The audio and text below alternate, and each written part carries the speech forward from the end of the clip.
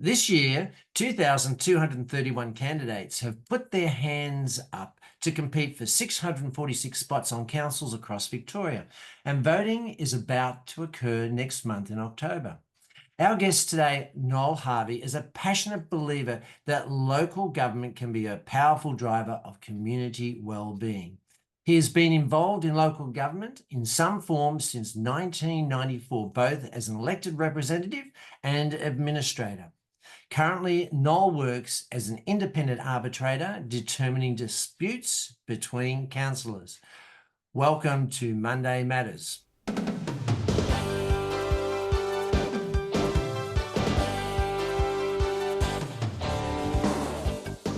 Welcome, Noel. Great to have you this morning. Thank you, Ian, and it is great to be able to join you. I really appreciate the invitation. Noel, what's in your toolbox of strategies to resolve conflicts in a council setting? My toolbox itself is actually fairly limited, and it is actually generally prescribed by the Local Government Act itself. I am not a mediator. I'm an arbiter, and so there's quite an important difference between the two. I have to hear the sides of the argument and then make a decision. So I don't negotiate with or mediate between the parties themselves, although there is an element of that, of course. It's not required at the moment, although it shortly will be required, that there is mandated in the Local Government Act that disputes between councils have to be mediated before it comes to an arbitration. And so that's something which will be required in the future.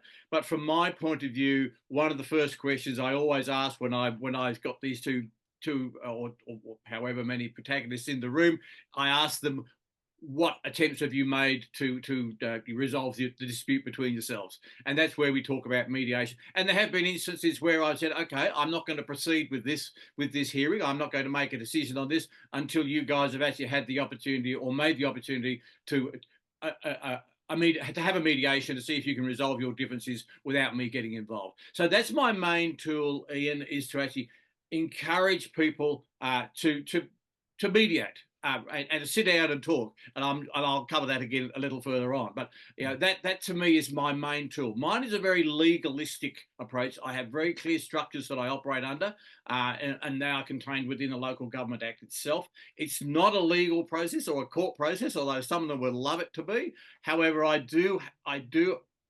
am required to follow the principles of natural justice to make sure that everybody is treated fairly and all parties get heard and everything is appropriately considered. So my toolbox is very limited, but I tend to do it fairly. Some of my colleagues are very legalistic in their approach. I tend to have a less formal approach and try to almost mediate by default through the process to encourage them to at least see the other side's point of view and try to come to an agreement. So that's a good segue for my next question in terms of obviously you'd have many positive outcomes where you've got a really good, say, resolution, a win-win, but I'm sure there are times where there will be some negative outcomes as well. Can you give us an example of both? I had there was a complaint made by one councillor about another, and it was politically inspired. There were two different members of political parties, and so there was politics behind the whole thing. And a complaint had been made, and we'd gone through the hearing process, and was unable to get to a resolution. Both parties had really dug themselves into a fairly entrenched position and wasn't able to progress very far. Anyway, I made a decision, and really all I required, the councillor who had in fact done the wrong thing in my determination, I simply required the councillor to make an apology and that's one of the sanctions that I can apply, is to require an apology to be made, and the apology has to be acceptable. It's not just sorry mate, I should have done the wrong thing. It has to be a proper apology that's approved by me. Anyway, I required the apology to be made, and this guy he didn't really want to. He didn't want to apologise, so he decided that he would challenge my decision in the Supreme Court of all places. And of course, this was all paid for by the council.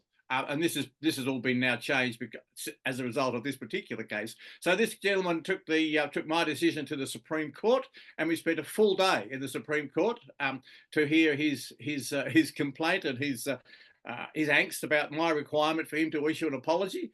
And anyway, what at the end of the long story is that the Supreme Court actually agreed with my determination, but they also sort of half agreed with him because the court didn't believe that my report, I have to submit a report determining why I reached the decision I did. The court didn't believe that my report was sufficient. Gave sufficient detail as how I'd come to reach the decision I did. But then in the end, the guy decided he'd resign from council anyway. So he then stepped away. So the whole thing was a complete waste of ratepayers' money. And I hate to think what that whole exercise would have cost, because these arbitration exercises aren't cheap. So that was probably my biggest failure when I ended up in the Supreme Court. I'm the only one who's got that honour amongst my team in the state of Victoria. So that was quite an interesting one. Probably the most successful one was in another council where, again, we had people who were really entrenched in their positions, and I felt this was going nowhere.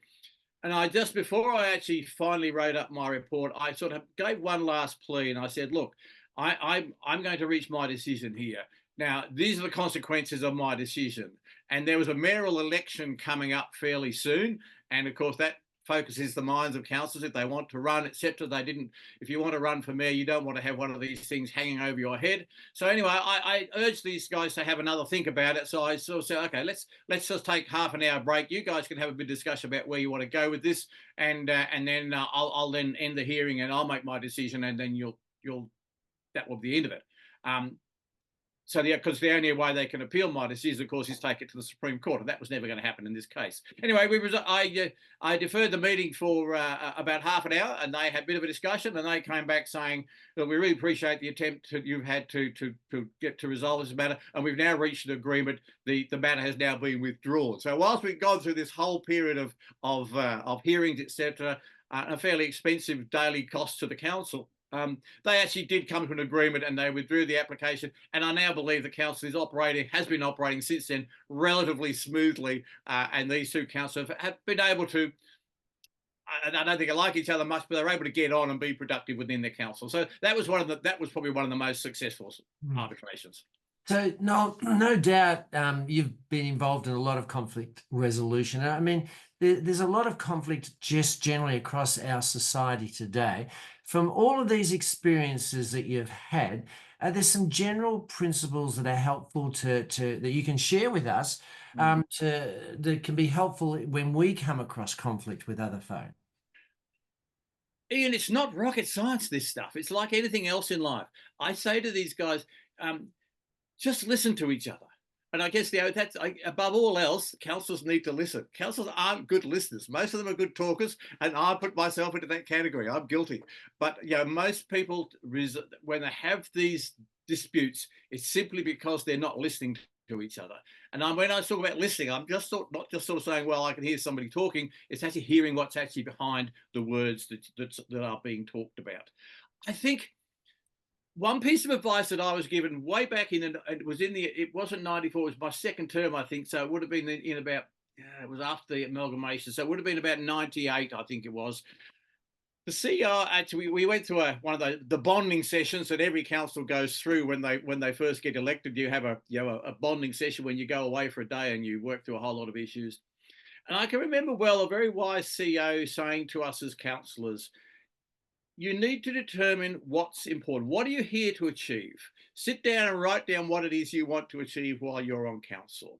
Then understand that your colleagues also have things that they want to achieve.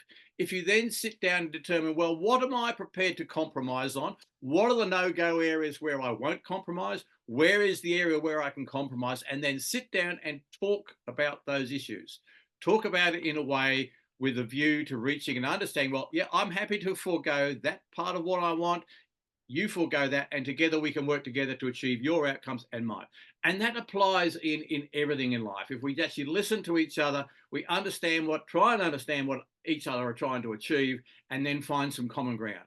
And to me, that was the wisest piece of advice that I've ever been given. And I still have connections with that particular CEO. She was a very, very wise person, and she is now long retired for her life in local government. But she was a very successful CEO and was able to work with her team to get them talking, to make sure that they achieve those outcomes.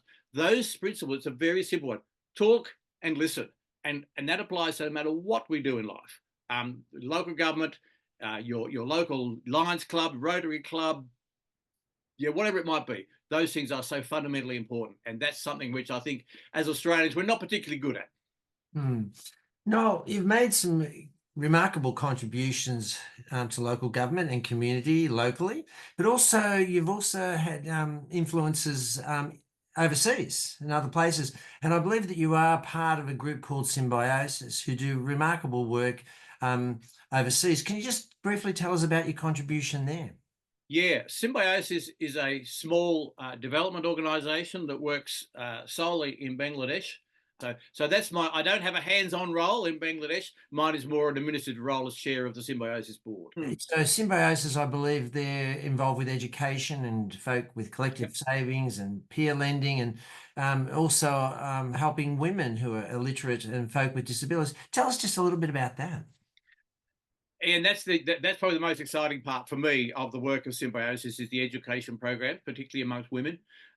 I can recall my very first visit in 2012. The Symbiosis runs what we call functional education groups, and it's a very, very important part of empowering the women in these poor rural communities, mainly in the northern parts of Bangladesh.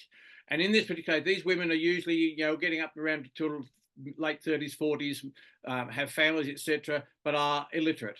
And they go through in small groups these functional education programs, which are actually starting these women on a very, very important journey of empowerment within their local communities. These women sit around and learn together, usually groups of about 20. They sit down on the ground on hessian laid out in the dirt, and they start to learn. And I can recall one of the most powerful memories I have is when a woman stood up after one of these functional education groups and went to the blackboard, with a blackboard with a piece of chalk, and actually signed her name for the very first time. She couldn't even write her name previously.